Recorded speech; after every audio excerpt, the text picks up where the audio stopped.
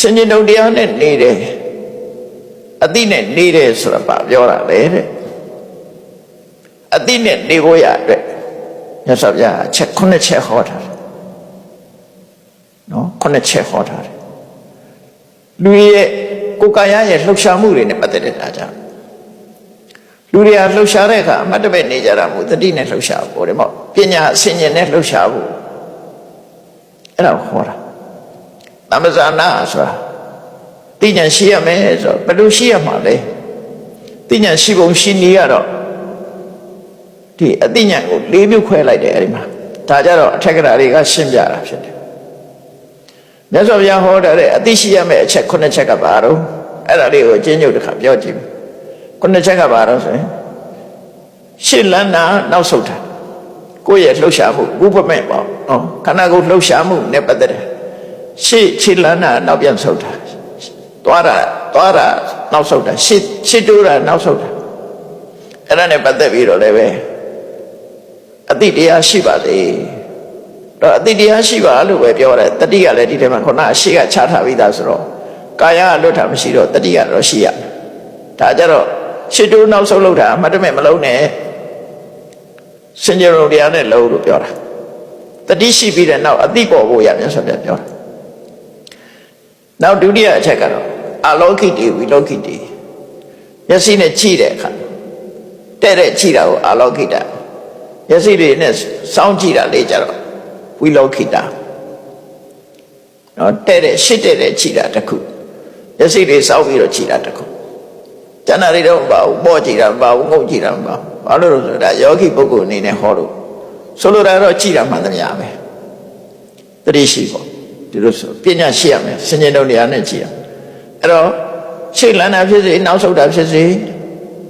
အသိပညာရှိရမယ်အသိပညာနဲ့လုပ်ရမယ်ရှေ့တိုးနောက်ဆုတ်ကိုအသိပညာနဲ့လုပ်ရမယ်ရှေ့လန်းနောက်ဆုတ်အသိပညာနဲ့လုပ်နော်ကြည်တာရှုတာအသိပညာနဲ့လုပ်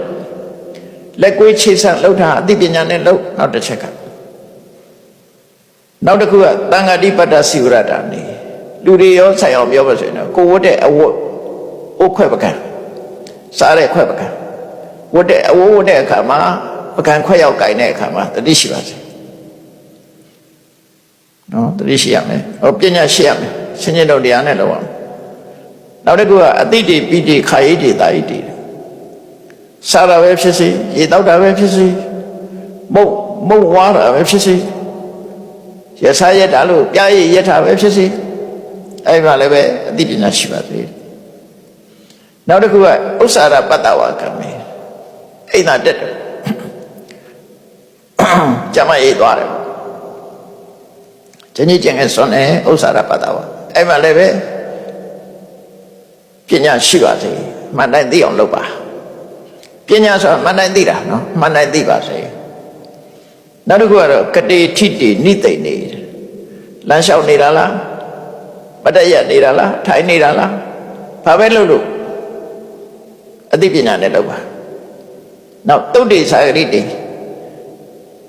အိတ်တဲ့အခါမှာနိုးလာတဲ့အခါမှာအိတ်တော့မယ်ဆိုတဲ့အချိန်မှာအိတ်ပျော်နေတယ်အိတ်ပျော်သွားဖို့အိတ်ရတဲ့ဝင်တဲ့အချိန်မှာဖြစ်စေနိုးလာတဲ့အချိန်မှာဖြစ်စေတတိရှိပါဘာတိတိတုံနိဘာဝေစကားပြောတဲ့အခါမှာသို့မဟုတ်တိတ်ကလေးနေတဲ့အခါမှာတိတ်နေတာတောင်မှပဲအသိပညာနဲ့တိတ်နေရမယ်လို့ပြောတာတောင်းတွေးပြောက်တွေးမဟုတ်ဘူးအသိနဲ့တိတ်နေတာဘာလို့တိတ်နေတာလဲဆိုတော့အဲ့ဒါလည်းပဲအလုံးပေါင်းလိုက်တဲ့အခါမှာလမ်းလျှောက်နေတာရက်နေတာထိုင်နေတာအိတ်နေတာနိုးလာတာစကားပြောတာတိတ်ကလေးနေတာအဲ့ဒီချက်တွေမှာလည်းပဲအသိရှိပါသေးတယ်ဧဝံခောဘေကွေဘေကုသဗ္ဗဇာရကာရိဟောတိအဲ့လိုနေနိုင်ပြီဆိုလို့ရှိရင်ဒါသဗ္ဗဇာရကာရိကိုလုပ်တဲ့အလုပ်တွေကိုပညာနဲ့လုပ်ပါလို့ပြောတာနော်ပညာနဲ့လုပ်ပါအခုလုပ်တဲ့အလုပ်တွေအလုံးပညာနဲ့ပဲလုပ်ပါလို့ပြောတာဒါအလုံးကြည့်လိုက်ရင်အလုပ်တွေကြီးပဲလေရှေ့လန်းနဲ့နောက်ဆုတ်တယ်အလုပ်တစ်ခုမျက်စိနဲ့ကြည့်တယ်ရှုတယ်အလုပ်တစ်ခုလက်ကွေးတယ်ခြေဆက်တယ်အလုပ်တစ်ခုအဝတ်စားပြင်ဝတ်တဲ့ဥခွဲပကံတိုင်တယ်အလုပ်တစ်ခုစားတယ်တောက်တယ်ဝါတယ်လက်ရက်တယ်အလုပ်တစ်ခုအိမ်သာတက်တယ်အလုပ်တစ်ခုလမ်းလျှောက်တယ်ထိုင်နေတယ်လမ်းလျှောက်တယ် ရက်တယ်ထိုင်တယ်အိတ်တယ်နိုးတယ်စကားပြောတယ်တိတ်တိတ်နေတယ်အလုပ်တစ်ခုအဲ့ဒီခုနှစ်ဌာနအဲ့ဒီခုနှစ်ဌာနမှာအသိပညာနဲ့ရွယ်လောက်ပါသမ္ပဇာနာကာရီပညာနဲ့လောက်ပါအဲ့တော့ပညာနဲ့လောက်ဆိုဘယ်လိုလုပ်မှာတော့ပညာဆိုတဲ့နေရာမှာဒါကြတော့အထက်ကရာတွေကရှင်းပြတယ်မြတ်စွာဘုရားတလောက်ပဲဟောပြီးတော့ပညာဆိုတဲ့နေရာမှာအသိပညာဘယ်နှမျိုးတော့ဆိုရင်တထက်ကတမ္ပဇညာဒါတစ်ခုနော်တထက်ကတမ္ပဇညာတဲ့အကျိုးရှိမရှိသိတဲ့ပညာတစ်ခုနောက်တစ်ခုကတပ္ပယပညာတမ္ပဇညာတယ်ကိုအတွက်အကျိုးဖြစ်မှုခုနတတ္တကအကျိုးရှိမှုတပ္ပယကိုနဲ့သိမသိသိတဲ့ပညာခောစရတ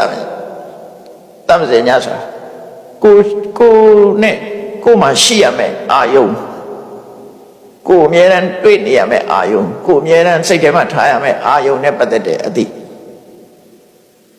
နောက်တစ်ခုကအတ္တမောဟတမ္ပဇညာတယ်မတွေးဝေတဲ့အသည့်နော်ဆိုလိုတာကရှေ့တိုးတယ်နောက်ဆုတ်တယ်ဆိုရင်တတ္တကတမ္ပဇညာအနေနဲ့ပြောမှဆိုရင်ငါရှေ့ရွှေ့ရင်ဘယ်လိုအကျိုးရှိမလဲနောက်ဆုတ်ရင်ဘယ်လိုအကျိုးရှိလဲအကျိုးရှိလားပြစ်ရှိလားဒါစဉ်းစားပြီးမှလုပ်လို့ပြောတာနော်စဉ်းစားပြီးမှလုပ်လို့ပြောတာတတ္တကတမ္ပဇညာနဲ့ခုနလက်ကွေးခြေစမ်းတာနဲ့ကြည်တာရှုတာလည်းအကျိုးရှိသလားအကျိုးမရှိဘူးအကျိုးရှိမရှိဆိုတာလေကြည်တာလေးနဲ့အကျိုးရှိမရှိရှိသလားဆိုတာရှိတာပေါ့ကိုယ်တောင်းအေးကြည့်လိုက်လို့ကိုယ်နဲ့မတွဲတဲ့လူတွေ့ရင်ဒေါသဖြစ်တာလေအဲ့ဒါအကျိုးပဲအကျိုးမြတ်မကောင်းမှုပေါ့ကိုယ်မှာဒေါသဖြစ်တာကိုယ်နဲ့သဘောကျတဲ့လူတွေ့လိုက်ရင်လောဘဖြစ်တာဗျာချစ်ခြင်းကြောင့်လောဘဒေါသဖြစ်တယ်အဲ့ဒါအပြစ်ပဲပေါ့အဲ့ဒါတို့မဖြစ်ရအောင်ကြည့်ရှုတဲ့အခါမှာအကျိုးရှိလားမရှိဘူးလားကြည့်ပါတော့ဒီလိုဆိုလို့လည်းပေါ့နော်